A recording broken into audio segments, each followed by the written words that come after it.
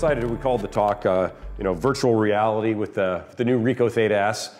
Virtual reality is a little bit of an odd name for this, but it's kind of what the market has decided is the name for this market segment, both products and the style of media that we're doing. So there's a little bit of confusion when it comes to names. So, you might hear me say panorama or virtual tour or 360-degree image or immersive images. But basically, the market's kind of spoken and they're now calling this market segment VR or virtual reality. Sometimes you hear people refer to it as 3D. It's not really three-dimensional images. But again, it just sort of goes to show you that with this new technology, there sometimes is a bit of confusion for the names. Basically, up until the Ricoh Theta, it was much easier to view content made by very few people but distributed widely than it was to create it. Now the Theta really is giving us an affordable tool where we can create these immersive images, this virtual reality. So it's pretty exciting. And this whole market segment's really been given a big push from Facebook. In 2014, they acquired a small startup company named Oculus, and they spent $2 billion in basically share value, US, to purchase this small company. Company never made a cent, only had a few employees, but they had an idea.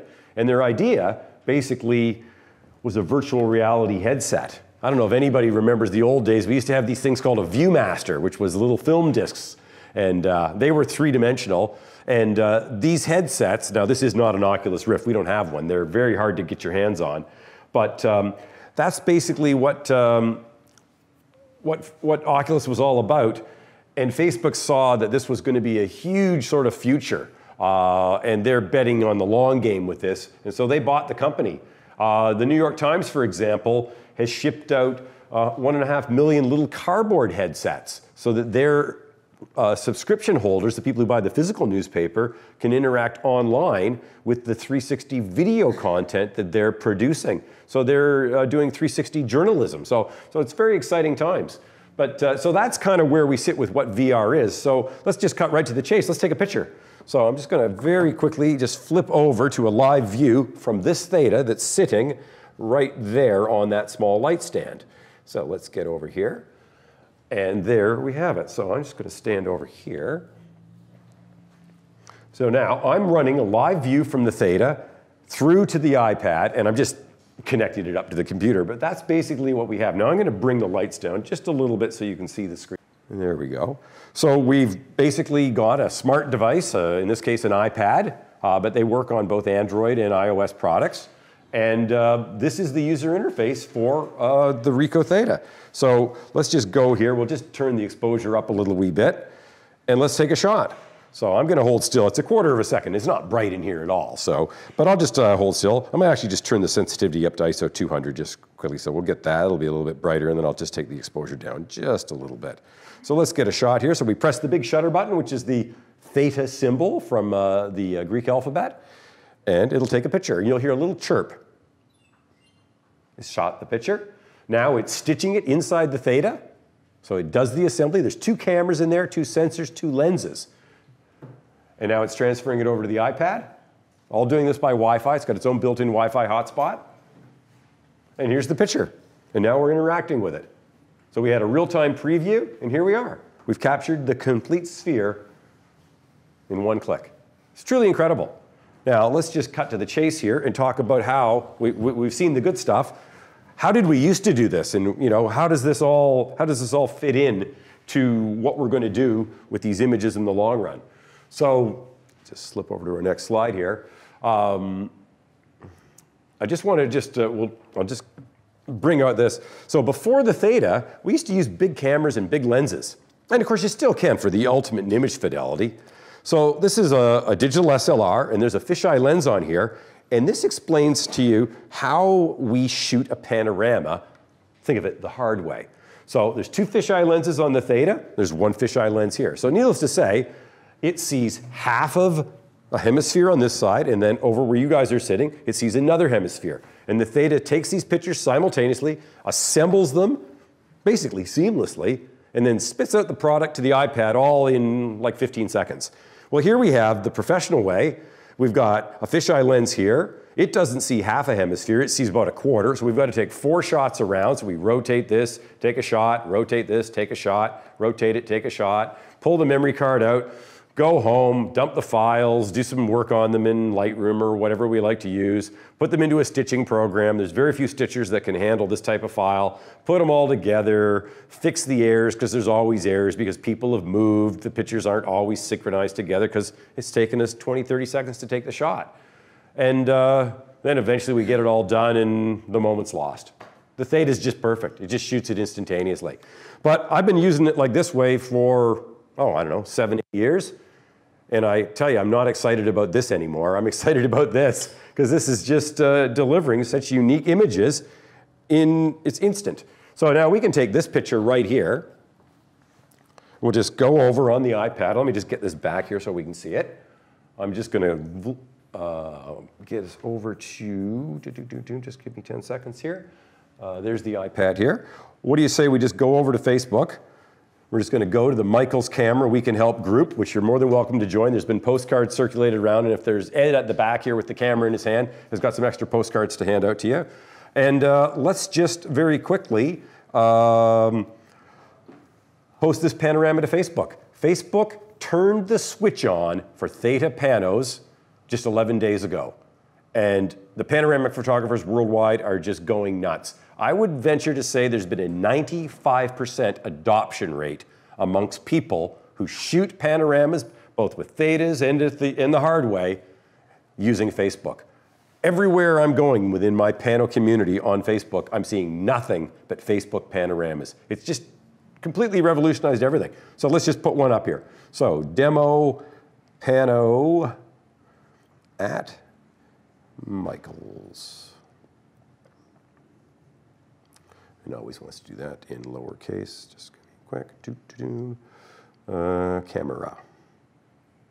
There we go. So we're just going to add the image, and there it is right there that we just shot. Now, I don't know if you can see this, but there's a little sphere in the bottom right-hand corner there. Facebook knows this is a panorama, and it's going to put it up, and it's going to be interactive. Now, what it's temporarily shown me is the unwrapped version of it. So that's what's called an equirectangular projection. But basically, imagine that the left and the right side are the wraparound line for the pano. So let's just post this to Facebook. It's uploaded it. Now you see that there's an icon here, and we're interacting with that now in real time. We'll double tap, and we'll make it full screen. So there we go. We're using the gyroscopic action on the iPad to completely view that. So we've shot it, I talked a little bit, and we've posted it. If I didn't talk, we'd have this thing up there literally within 20, 30 seconds of shooting it. That's just a game changer for the panoramic photographer. And of course, this just brings a whole new, I might just call it, sphere to your photography. It's a very unique camera, and it's just plain fun. I can't get enough of it. So I think you're really going to enjoy having a play with it. So obviously, after I'm done the talk, you're more than welcome to hang out and have a little, we can hook it up to your camera if you even want to. So let's just get back to the Theta app here. So basically, where's VR heading right now? So let's just talk a little bit about the market. So Facebook bought Oculus, spent a lot of money. They're currently shipping limited quantities of their headset. Now, this is a complete high-tech display. It's got the LCDs in it. It's got sound on it. It needs to talk to a very high-end computer. So to build an Oculus station, it's going to cost a few dollars. But, they're getting that thing ready. Samsung produces headsets that are very, very similar to this one, and they're designed to work with the Samsung mobile phone. And so they call that the Gear VR. You basically can't buy a Samsung cell phone now, a current one, without them giving you one of those for free. So if you've got a new Samsung phone, you're ready to start, diving into this type of content. Sony's about to ship a VR PlayStation. This technology is going to be amazing for gaming. So I think we'll probably see the gamers really adopt the headsets. I think the casual user might, you use it a little wee bit. It's not a huge expense, and of course they're giving them away. So you might use it for virtual tourism, or you might explore some of the things that you've taken. But of course the content displays on screen, and as you can see, it prints very well. Now I might as well just start passing a few things around. So we produced a few prints here that you can see that have been produced or shot with the Theta. And I've got some of so I call that a little planet. And then there's the full file from the Theta. So you can see that this little camera that's smaller than your phone can deliver a nice big print. So let's pass this one around here and just send them around the room. And now I'll send a couple Thetas around the room while we're at it too. So now what I'm going to do is turn the lights up a little bit here while you get a chance to see this. So this is what a Theta is. Now, keep in mind, this has got two fisheye lenses on them. They're a little sensitive, like all cameras. You're not supposed to put your fingers on the lens. And of course, because these are so exposed, it's the sort of camera you don't want to drop. Now, I've got this one actually taking pictures as I'm going to pass it around the room. So it's in a time-lapse mode. So you just hold it around the bottom there and have a little look. And you see that it's identical on both sides. Although the indicators are on the front, but believe it or not, the back camera is the front camera. It's kind of funny that way. And so that's just taking photos automatically. And now I'll pass this one around on the other side, and I'll just turn it on. And we'll shoot video on this one. So this one's now recording video. So I'll just pass that around, and then when you're done, we'll set them on back up. And of course, there's another one of the little planet prints here. So this is the one that we used on our promo, so feel free to pass that around. Now, let's continue on here.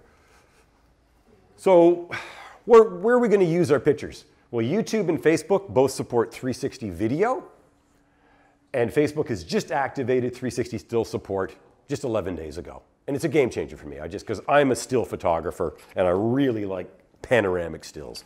So to be able to have the most important social media platform available to disseminate my content is just a game changer for me. So all the stuff I shot historically I can use, and of course I can just use what I'm shooting in real time with the Theta. It's just amazing. So for example, I was flying in a helicopter recently. I could have published that panorama directly to Facebook and millions of people could have been interacting with it, all just moments after I've shot it. But there still are very few ways to create content, except for this. It's right here, and you can buy it today. As far as I'm concerned, Ricoh's made shooting and sharing VR content fun. And really, at the end of the day, if your photography is not fun, you might as well be thinking about another hobby. Because I tell you, shooting it the old-fashioned way with that huge digital SLR, that was hard. I was really lucky that I liked the images because I had to struggle to produce them. But this thing's just made it so simple.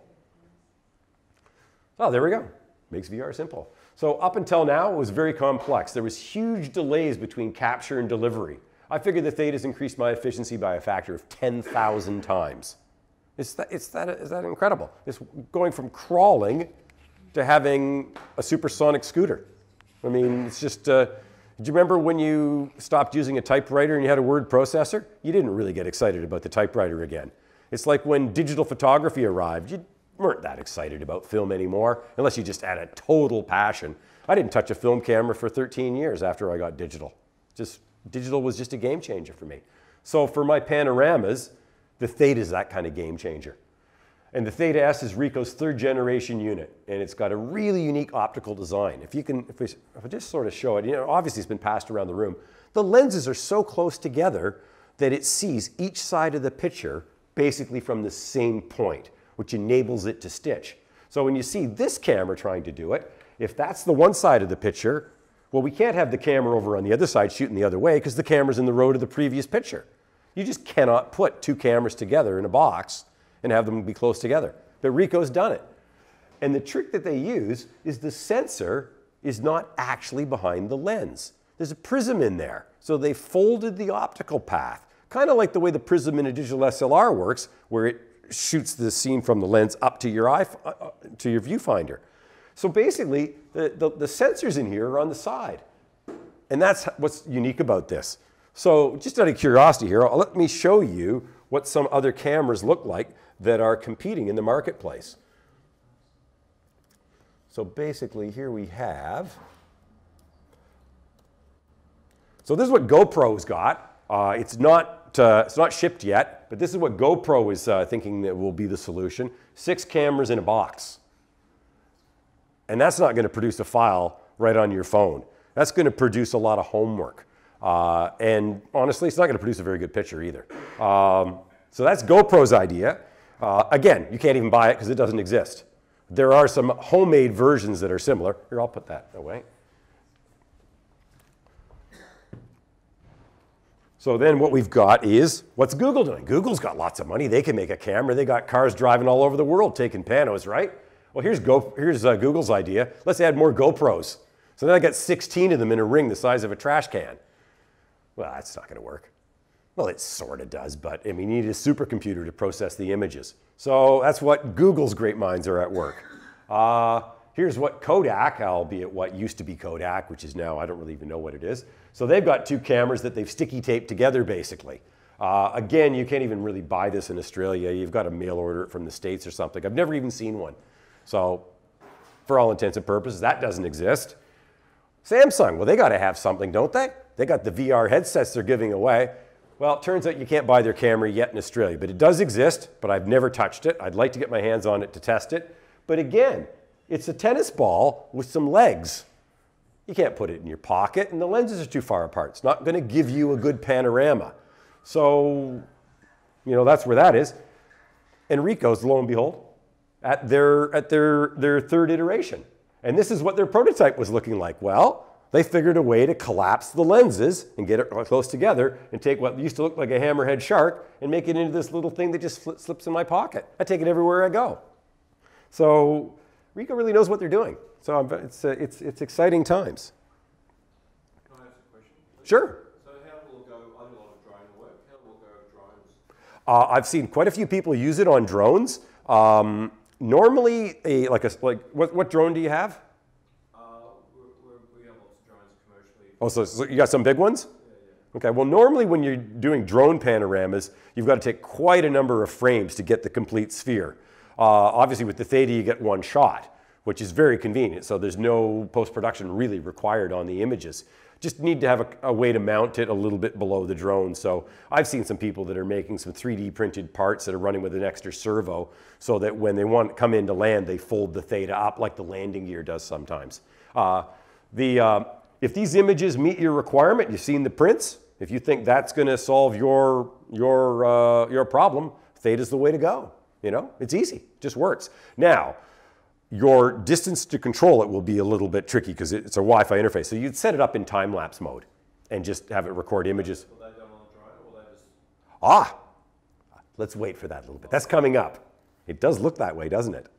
A huge hole. So let's just talk about how do we actually use the Theta. This sort of gets into your question.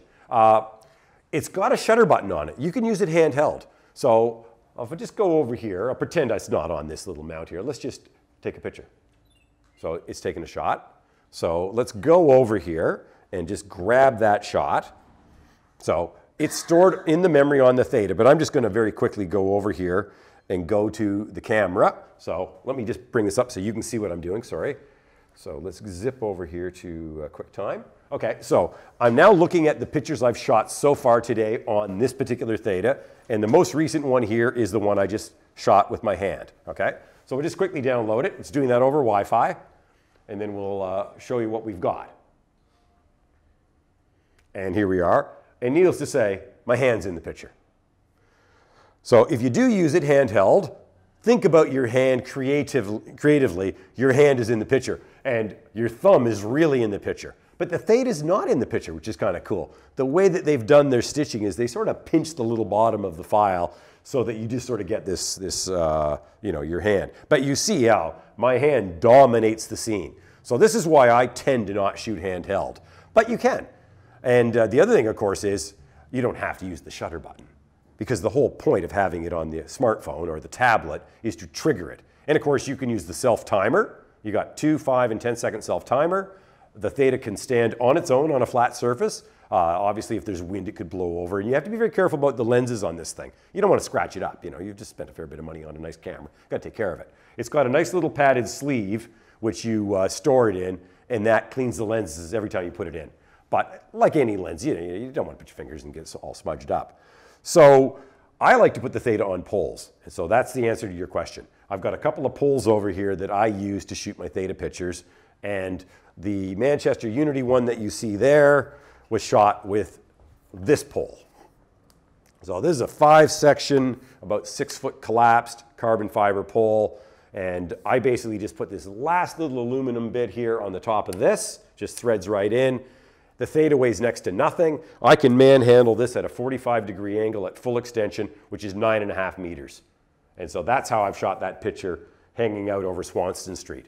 The picture at Luna Park, the pole is vertical. I also use big cameras on this pole, but I tell you, it's pretty hard to manhandle with a big camera. The Theta only weighs 125 grams. It's nothing. And for some of the pictures that you've seen in the flyer for this that was taken from a helicopter, I used this smaller carbon fiber pole. And in that case, I had the Theta below the helicopter. The Theta doesn't care whether it's horizontal, 45 degrees, vertical, or upside down. It's got an orientation sensor in there that automatically, every time you shoot, it just straightens the picture right out for you. So it's very convenient. Let's get back to our slide here. So as I said, so it links to smartphones and tablets. You've been seeing me, I've been running it on my iPad. I've been using it on the iPad because I'm using the phone to run the slideshow.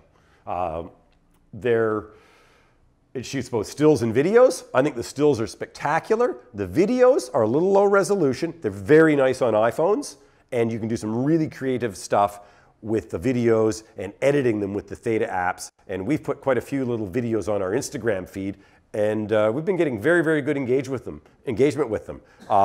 What I basically have been doing, and you saw the square print that I passed around, we call those a little planet. So I've been making little planet time lapses, and they're real fun. And why don't I just show you one here? Let's just bring one right up now. So here we are, video, little planet. And so here's one from, so I'm standing with the big pole out front of Flinders Street Station. So the pole's way up. I've recorded maybe, it might have only been a minute of video or so. And let's see, we'll just loop that back here. Let it play again. And I've just sped it up. All done on the phone with the Theta apps. It's just incredible. I did another one at Anzac Day, which is kind of cool. So here's the Anzac Day one. So again, I'm standing in the middle of a crowd with my pole up. I apologize. Let me bring the light down a bit here so you can see this a little bit better here. So I've just watched the whole crowd disperse around me, all in this. In this case, I shot for 10 minutes, which was a little bit tricky standing there with a pole 30 feet in the air. And then I sped it up. I did 2 processes through the Theta app. It's called the Theta Plus Video app. I sped it up 10 times, then I sped it up another 4 times. I'm always trying to make these things about 15 seconds long because we put them on Instagram, and Instagram's video limit was 15 seconds at the time. But even though now Instagram lets you do a 1-minute video or maybe even longer, 15 seconds is a nice little bite-sized chunk of energy for people. And so we've had good success with things about that long. Yeah, let's get back to our slide here. We've got fully automatic and manual exposure control. This is really important. The closest competitor to this camera is the Samsung, which you can't get your hands on because it's not available in Australia, and it does not have manual exposure controls. So if you want to work with the Theta in low light, which it works very, very well, the manual exposure controls are incredible. And of course, you've got full white balance control and ISO, so you can do it a heck of a lot creatively with the Theta. And maximum shutter speed is 60 seconds. The lenses are very, very fast. They're f2 lenses. You will get a very bright picture in the city of Melbourne at night with the 60-second exposure, even at the lowest ISO setting on this camera. It gathers lots of light. And of course, this is the thing. Remember I said that, that it makes it fun. Shooting panoramas with the Theta and sharing them is fun. Well, what really makes it fun is this camera's so small, you can put it anywhere. I think the second exposure I captured once I got my hands on the Theta, I put it in the fridge. I wanted to see if the light was going out when I was closing the door. Turns it wasn't. I'm very upset about my fridge now. I've got to deal with this. And with the very first version of the Theta, I didn't own one, but I played with it in New York in 2014. First thing I shot with that was a pano inside my mouth, because you can. It's just a crazy camera. It's so small. You can strap it to your dog. You could probably strap it to a cat. There's just so many neat things you can do. Shooting a pano inside a vehicle with this is really good. Using the big digital SLR on a tripod in a vehicle, that's really hard. So it's got some great features with it. And of course, because I'm not a big fan of putting my thumb in the picture, I like to mount it to poles and little light stands. A tripod's basically too big for the Theta. It sees the ball head on your tripod because the Theta sees everything. So I've just got a little Manfrotto light stand, which is quite good. Now you may notice that I've got a little yellow pack here. Because this, I was doing the training earlier with the staff, I wanted to make sure the Theta wasn't going to run out of charge because this is the third time I've run through this little lecture today. So that's just a little $10 USB battery pack from Officeworks. That'll extend the runtime of the Theta to about 3 or 4 times. The Theta normally is good for about 100, 200 pictures when you're running around with the Wi-Fi on your phone. If you run it in time lapse, you maybe get 600 shots out of it. So that'll make a nice little video.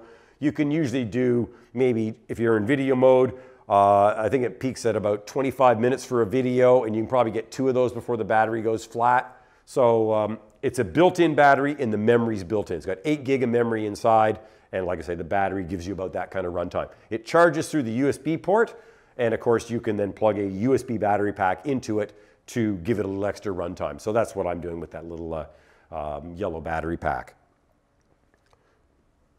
Now, the Theta ecosystem. Basically in today's market with cameras, it's all about mobile. Every camera company is rushing to get connectivity from their cameras to their phone. Well, this camera requires a phone basically, because otherwise you're just going to have your thumb in the picture. So it's all about the mobile with the Theta. So the apps that Ricoh provides, those are mobile based. There is one desktop app, and it's really only used for processing longer videos. For most of what you want to use the Theta for, you do it all on your phone or you do it on your iPad. And it works brilliantly. So there's 3 apps that they provide free of charge. You just get them through your app store. So there's the Theta S capture app, the Theta Plus processing app for stills, and the Theta Plus processing app for videos. So you can publish your 360 video directly from your smartphone to Facebook or to YouTube or to the Theta site. Keep in mind, if you're going to do videos, you're going to want to keep your clips pretty small because your phone is not a desktop computer when it comes to processing speed. But little 360 video clips that are short are probably for the best. You don't want to do a 10-minute video, it'd be kind of boring. You can also capture and publish from within other applications. The Theta has its own, they call it an API, Application Programming Interface. So developers are free to develop for the Theta. And so Google has their own app, which is Google Street View, and it talks to the Theta. So that means there'll be lots more things coming as this market expands. And there are quite a number of other third-party apps, but the Google Street View one is probably the major app. So with that, you can publish using the geo coordinates of your phone, because of course the GPS location of your phone at the time of capture is embedded in the file. So Google will know where the picture was taken, and you can then directly publish it to the Street View Maps database. And I've done that a few times. And there's people out there now doing this commercially. The Theta shoots a picture which is good enough to sell. And as you've seen it, it's good enough to print, it's good enough to sell. And I think the prints are just spectacular out of this thing. So the last thing you can do is using the Theta apps. Oh, sorry? So what does that actually mean when you post to the Street View database? How does that actually... That panorama can now be found by users all over the world when they're looking at those locations on maps. Just like Street View from the car, it's added to that same visual database. So I've got a pano that you might have saw on the slideshow at the beginning, which is taken out at the Melbourne airport with an A380 flying over my head. And that pano's been viewed thousands of times on Google. People find them. I don't know how, but they do. Well, I know how. They just select which ones they keep and which ones they don't? Or? Google keeps everything. They used to have a bit of quality control, but Google is all about marketing and selling more ads. They are happy for you to work for them for free. So it's just the way it is. But yeah, panos on Google get seen. I've got friends of mine that have got like 10 million views in a collection of like 20 images. I don't have that many. I've got about 300,000 views over 50 images. So, but I'm shooting things that aren't that popular, like, corridors. You get a link to who published that as well? Your name is there, sometimes a little bit buried. Google's not that keen on promoting you. But yeah, if you hunt around, usually you can find the person who shot it. Sometimes my phone rings. People find me and phone me. I don't know why, but anyway. Lastly, and this kind of goes right back to sort of my art form, I like flat images. I like prints. I like the look of that. I think it's kind of neat. So that is the full 360 from this side to the other side. And so I'm drawn to them. Some people find them a little obtuse. And I like the square pictures, the little planets that we handed around. So I quite often choose to publish my stuff not so much interactively. I call this a flat file, or it's referred to as a flat file. It could print. Prints are flat. They are called flat files. And of course, they can be distributed on Facebook and on Instagram. And at this stage, Instagram does not support interactive content. But I believe Facebook, because they own Instagram, are going to turn panoramas on Instagram very, very soon. And the reason I believe that is, first off, they just did it 11 days ago on Facebook. And the default view for a panorama on Facebook is square. And I think there's a reason it's square. Instagram is square. I think they're going to use the exact same display engine for when they release it on Instagram. They've got to do a couple of commercial things with Instagram first. They've just launched business pages. Once they get the bugs ironed out with that, I'm pretty certain we're going to see them launch panos there. The time between announcement and delivery for panos on Facebook was about a month. And now they haven't announced it yet. So give it a month or two. I think we're going to see that. And that'll be a game changer. Instagram and Facebook together, that controls image distribution. That's how images are seen by the image viewing public now. Facebook could turn around and start and create a stock photo library. It'd be amazing. All of a sudden now you could buy images from within the Facebook ecosystem to use in your Facebook ads. I'm hoping they do it, because then they'll maybe buy some images from me. So yeah, we've got some really interesting things that are happening. So where do we go from here? So VR content's really new. It's so new that there's really only one camera on the market that can shoot it easily, and we're looking at it. The post-production workflows are still in their infancy. I do a bit of post-production on these things, but I've been at this for years. So there's some tricks of the trade to start editing these pictures. Most software doesn't know what a panorama is today. And of course, in the video sphere, it's even harder. So yes, we're really at the early days. But you know what? Diving in at the beginning of something is fun, because things are just changing at a rapid pace. And you could be the innovator in your group of photographer friends, you know? So Ricoh's created this open platform. They're very active in the developer community. So I think we're going to see lots of new applications that use panoramas coming up, things that are going to use them for stuff that we don't even know of today. Does something like a very light room with very few features ever use the stitching? The stitching is by science. The camera never changes what it's doing. It'll always stitch. Yeah, it doesn't have to care. It just does. You will get a little bit of a discontinuity in the around 20, 30 centimeters around it on the edge. So it's important as you dive into your Theta photography, as you're progressing, to sort of know the weaknesses of the system, like know how it has lens flare and where the seam is going to be. It's a little soft in the seams. And if you come up at the end here and take a good look close up to these prints, and I'll show you where the seams are. But to the average person, you'd never know. It's just incredible what it does. So where do I stand on the Theta S? Well, obviously I kind of love it, because I just can't stop using it. I take it everywhere I go. Take two of them sometimes. I think it's a fantastic stills camera at an amazing price point. It just is. It's two cameras in one box. It's so small, smaller than my mobile phone, you know? It's just amazing. I'm actually taking more pictures on my Theta than I am on my mobile, and I use my mobile a lot. The video area for it, concentrate on your stills. Video is in its infancy in 360. Video is hard. I think Ricoh's going to have some amazing stuff in their next version for video, but you can certainly learn the ropes of 360 video right now with this thing. But if 360 video is exactly what you need and you need high quality, you're going to want to be thinking about learning the ropes first and then waiting for some new technology, because there really is nothing simple that shoots 360 video. It's just so early days. Most of the high-end stuff that's done is extremely expensive to produce, because it's done with arrays of GoPros, and it's not even a perfect situation to begin with. It is hard. You're talking about, you know, like an hour of post-production time to work on 1 minute of video. Extremely bad ratios. Very expensive to produce good 360 video content. I think that we're going to see some amazing things in the future from Ricoh, because the hardware is there. It's just You know, remember the very first iPhone had allows. Well, did it even do video? The first iPhone probably didn't. I don't even think it did. I think it was like 2 versions before they had video. But anyway, so that's kind of where we're sitting right now with it. And lastly, we've got special today. So you pick up a Theta S from us. I'm going to do a workshop. So you can have a little bit of one-on-one time with me, an hour and a half, and get you up to speed with all the little tricks of the trade to make the most of your Theta. And happy to answer any questions. Got lots more samples to show. So ask away.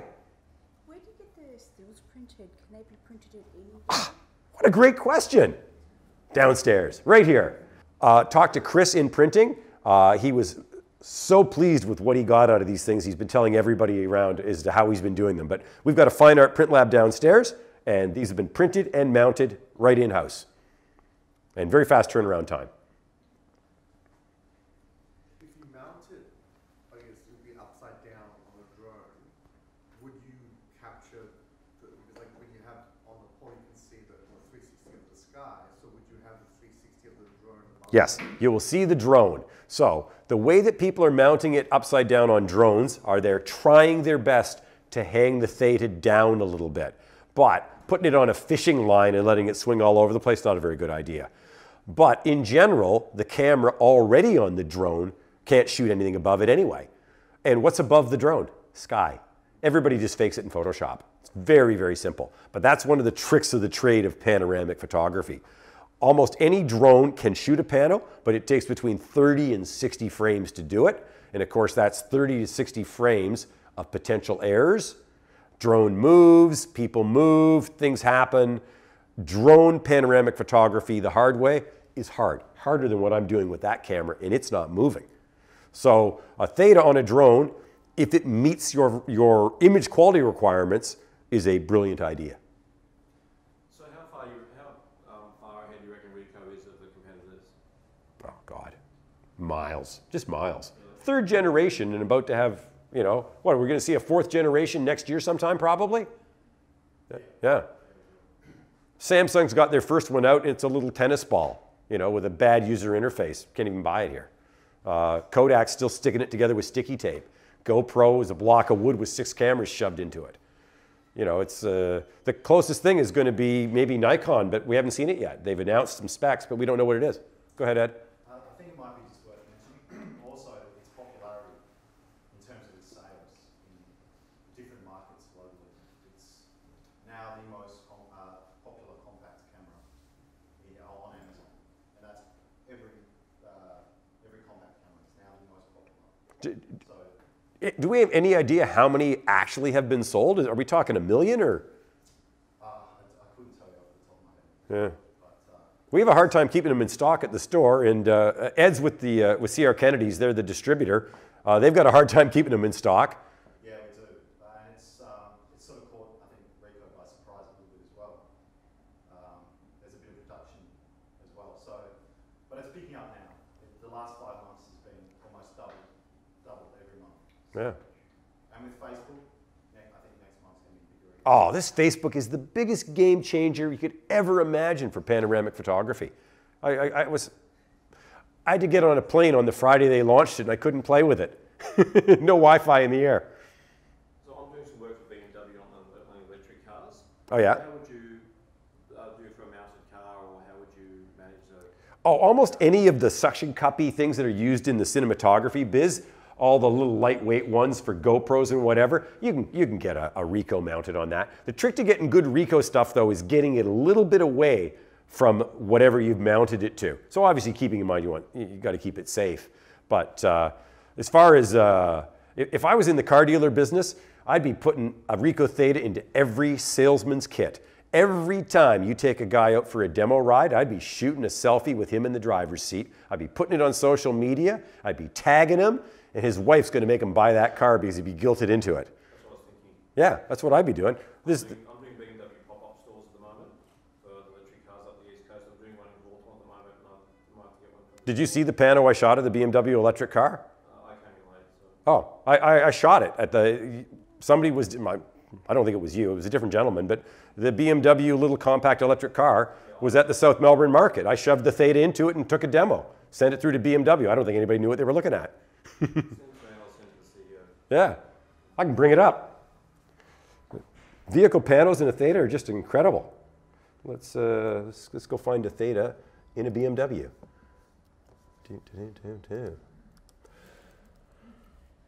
Theta. Feel free to ask another question while I type. I can multitask.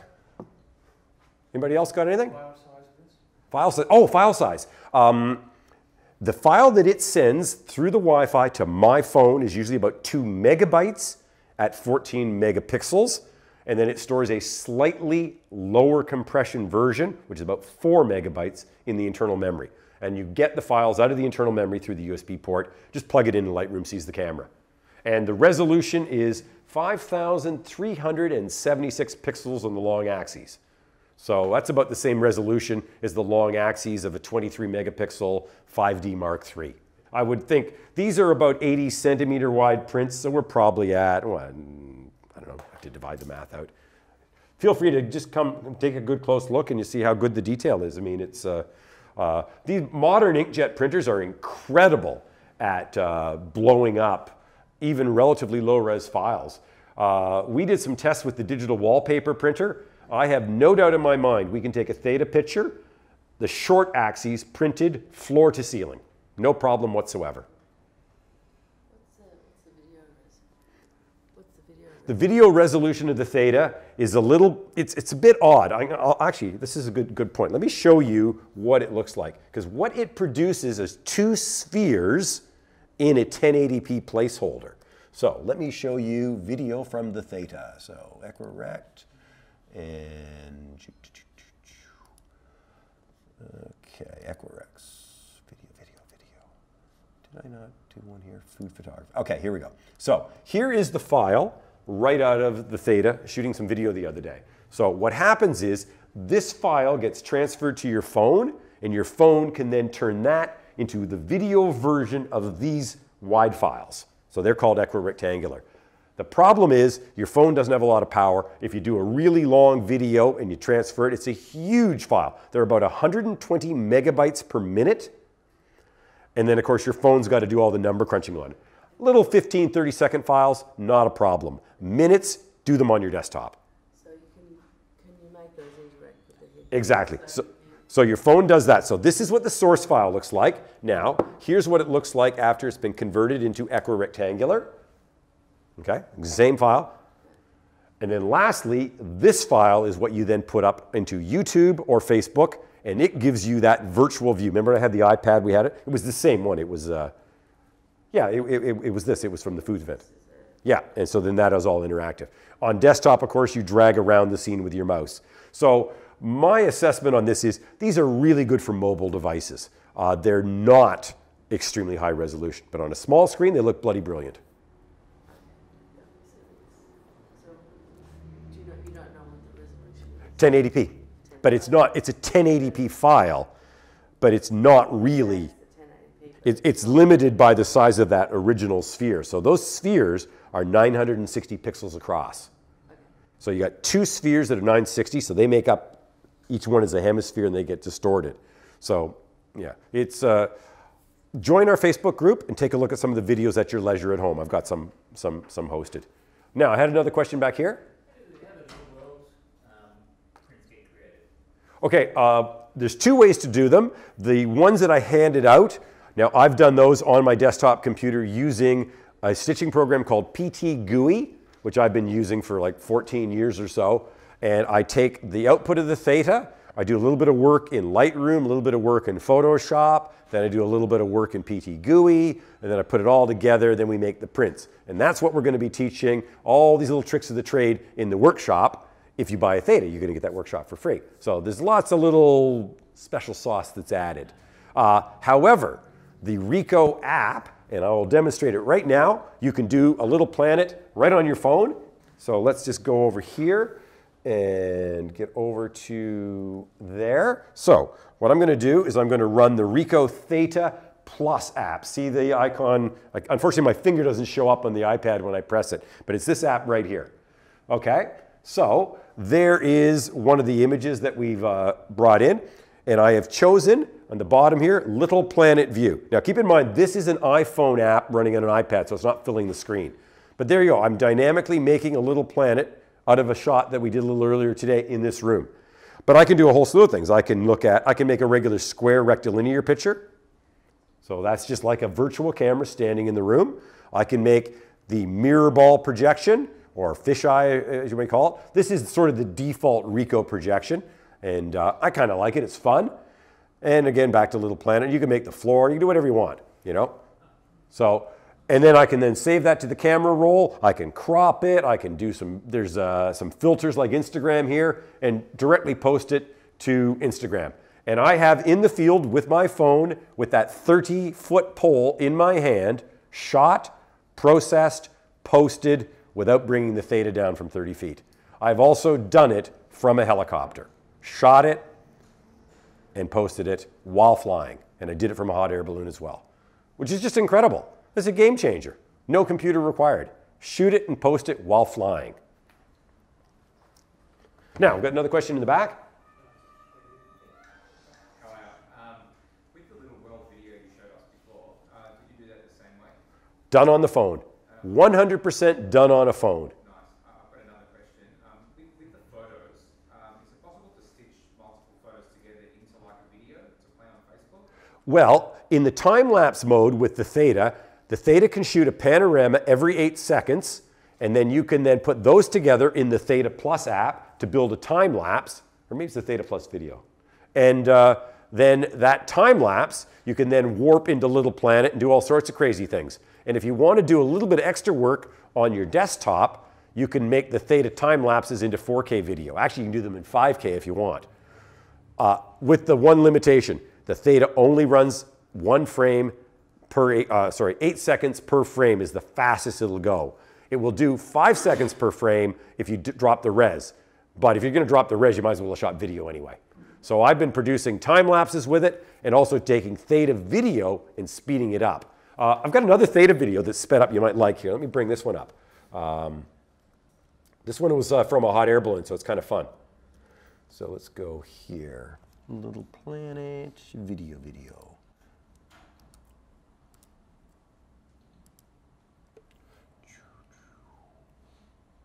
Oh, actually, maybe I don't have the Little Planet. Oh, I don't have that one. Sorry. Oh, this is a good one here. This one's at 16:9. So now this one has got a plane flying over me. I thought I brought the one from the...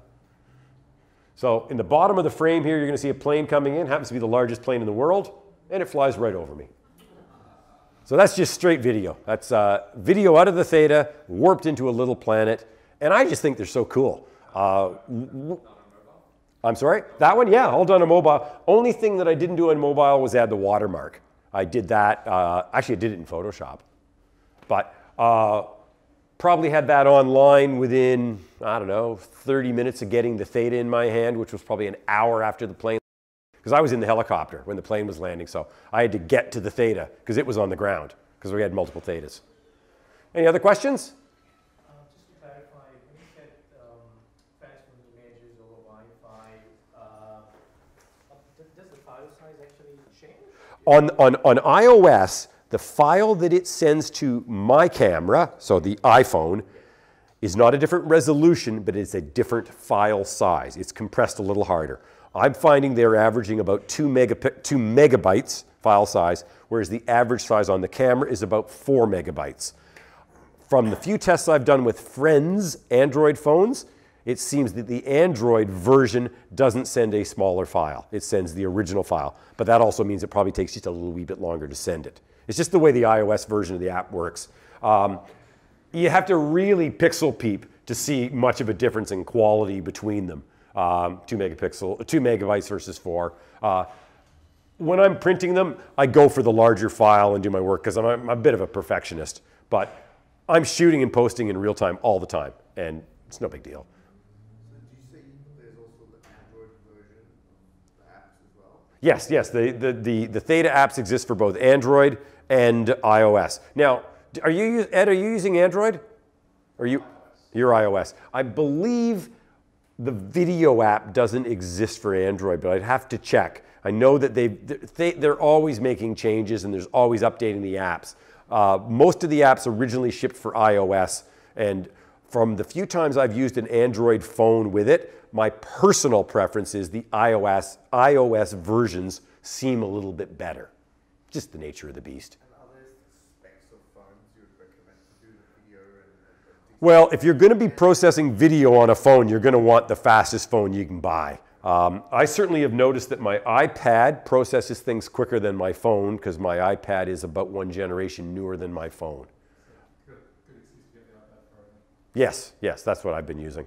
So my shot to display time is about 14 seconds on my iPad Pro, about 18 seconds on my iPhone 6 Plus, and about 22 seconds on my iPhone 5. Happy to hang around as long as anybody's got any questions.